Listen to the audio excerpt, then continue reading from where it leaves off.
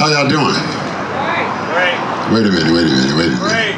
All this good stuff we done had this morning, all this history that's been shared this morning, and Reverend Taylor just blessed the ground, and this is all you got, so we're going to do that again.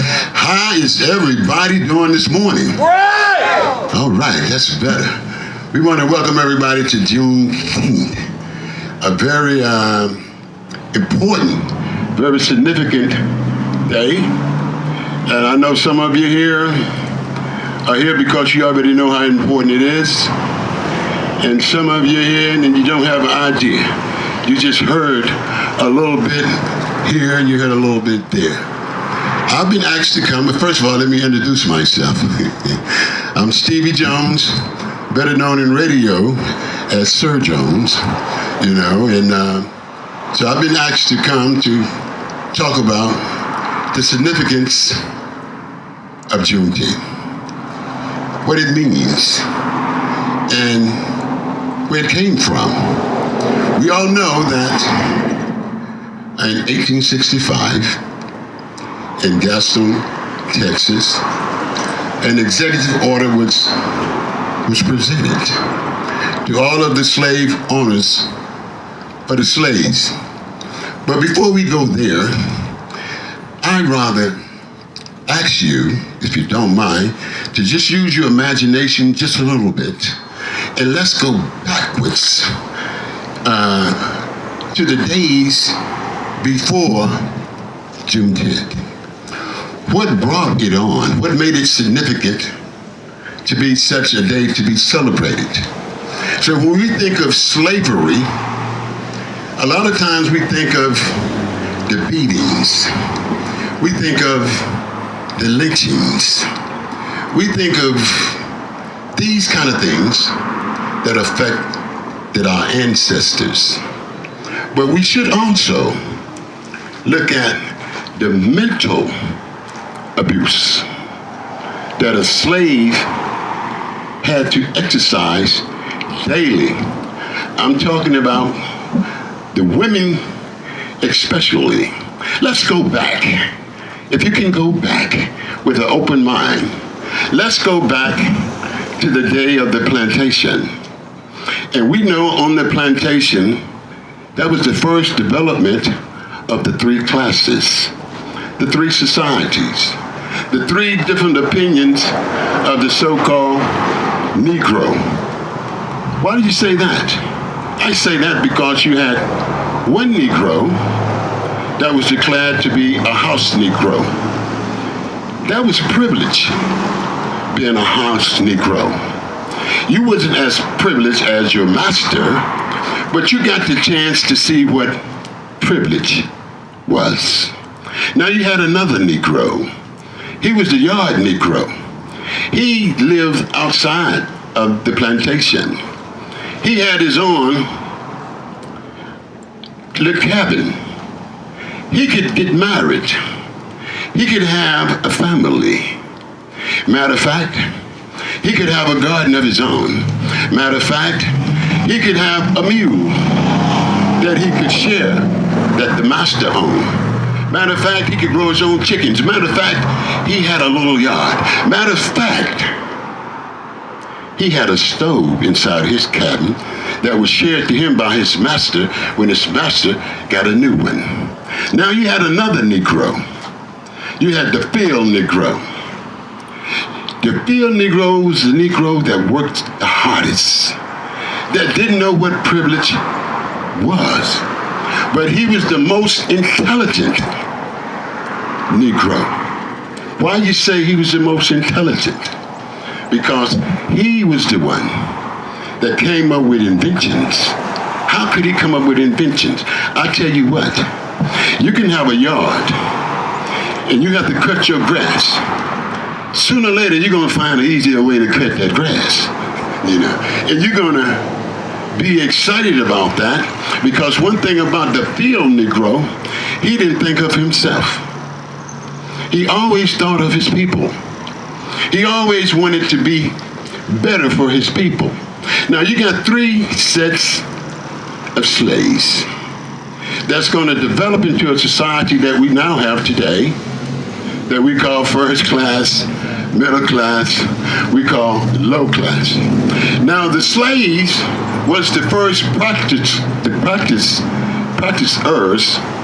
of what we call slums, what we call ghetto. Why do you say that? Because the house Negro, he ate well. He ate whatever the master didn't eat. Since his mama, his grandma, great-grandma probably worked in the house too as a kitchen, because she had a lot of jobs in the house. You didn't just only open the door. You might have did the laundry. You might was a cook. You might was a polisher. You might was a sweeper. You might was a nanny. You were a person that was taught not how to read, but how to say things correctly. You know. Now, some of you would learn how to read, and you might learn how to write, but the house Negro can teach the yard Negro how to write. He can show him how to identify words, but not how to write him. Matter of fact, if the field Negro was caught spelling the simplest thing to write on the ground to let you know that you know about alphabet, it's I. He couldn't make an I. If you make an I, which is a straight line, and you put a dot on top of it, you was in question, but who showed you how to do that? If you was caught doing that, you would have to pretend that you were just drawing. You wasn't trying to signify anything that gave you an identification to yourself, because you was trained to not to use the I for identification. You was trained to use the X, a cross mark, which is a popular symbol of today that that you find is in controversy. That's called a Confederate. You know, the symbol of the X, the symbol of the symbol that the slave first gave when he was allowed to make his mark. But saying all that to say, you got three different states of mind. Now, the house Negro was not allowed to talk with the field Negro. It's like that today. You got our people in places, they will not go to the places where the so-called field Negroes are. They got to go in between somebody. So what they did went through the yard Negro. The house Negro would let the yard Negro know what the master needed, because the yard Negro, what's the difference? What was his job? He run the wagon. He can go to town to get supplies. He had experience compared to the field Negro didn't know what town was. You know, he could only get experience from going to town when the yard Negro needs some help with picking up supplies.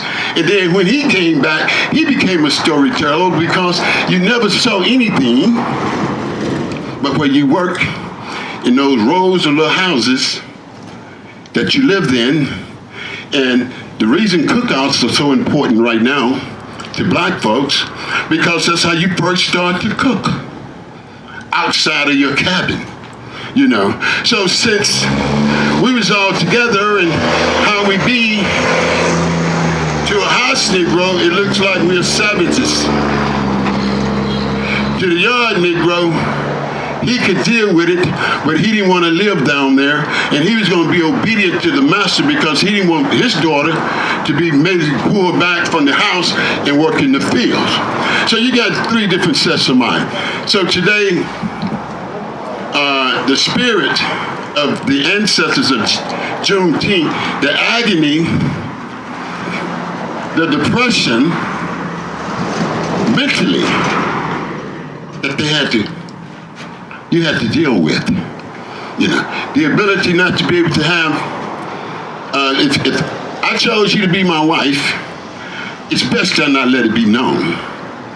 If I chose to have favor in you, it's best that I not let it be known. I can be let it known to my people, but I can't let it be known to my master. because during an evening of celebration from a convention or whatever, they decided they need some girls to help with the celebration inside of the house. So they come get you. They might come get you too. You have a man that's in favor of you, but he can't do nothing about that. He's got to watch you. And then when you come back from being where you had to go, depending on what you had to do, how much of it could you tell? You know, so that's a mental thing, you know, because you could have been abused, introduced to something that normally you wouldn't even be thinking of doing this kind of thing. So that's abusive.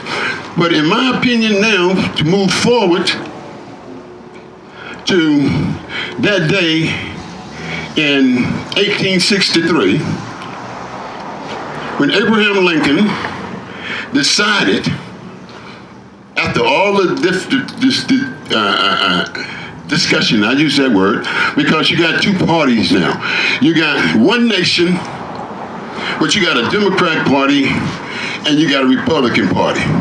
It's like two slave parties, one talking about how not to treat the other one so bad, but they're still gonna allow you to be treated bad, you know. Instead of just say, hey, let's break the parties up like they're glass and just be one. But they couldn't do that because the interest was too, we'll have to say, ambitious. You know, to do that right there would cut my ambition. That's to let a slave free. Now, I gotta pay him. Now, when Abraham Lincoln did that in 1863, 2 years went by after the proclamation, which this is executive order. Go do this. Make this announcement. Put this on the radio. Put this on YouTube. Put this on the internet. Of course, it wasn't none of that back then. So it took this guy, Gordon Granger. He went out there with a number of soldiers and made the announcements that the slaves were free. Right away, the field Negro ran. He didn't wait for the benefits of being free to be heard, which meant now your slave master got to pay you. Now your slave master has got to give you property. Because after Lincoln was shot, Andrew Johnson, which took his place as president, after Lincoln was shot, and Lincoln was pushing for the 40 acres in the mule. You know, we're gonna free them, everybody get your 40 acres in your mule. To a slave, he knew what that meant because he had seen how much money he has made for his master. You know, and he knew if he stayed with his people, he still could survive as a businessman.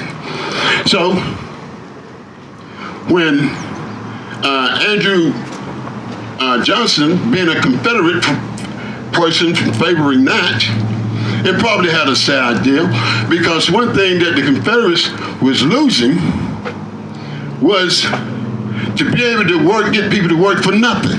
Now, you don't have people to work for 300 or 400 years and you're talking about you still need some money.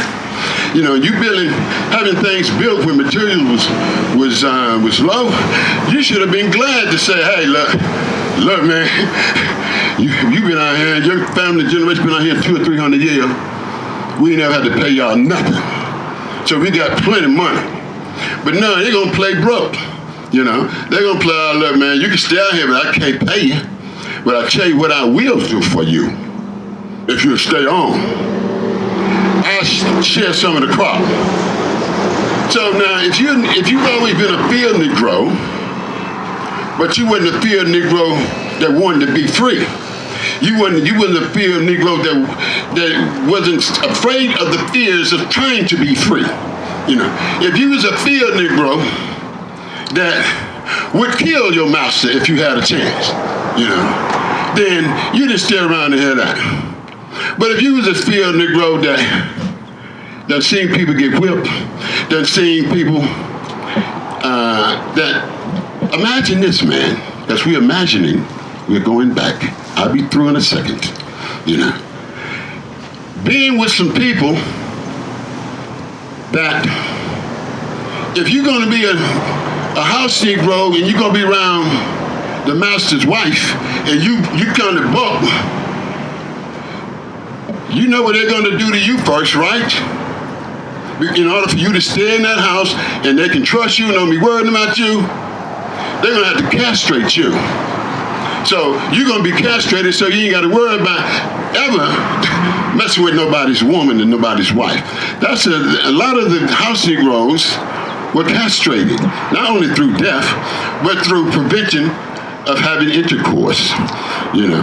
And the ones that were real buck and feel like Kunta Kinte, then to show and put fear in the other ones that probably would grow up to be like that, they would rape them. They call it bucking. They tie your arms down, they tie your legs, and they buck you. And they buck you in public. So when you look at all these mental attributes, not only the beatings, the lynchings, you know, and you wonder why a black man today gets so furious when somebody talks to his woman, because he's grown up. It's in his genetics that he's had to go through that, you know, to see his woman being taken away, abused, and can't do nothing about it, you know. But when 1865 came, and they decided to set them free, and it became a place to come. And people started flooding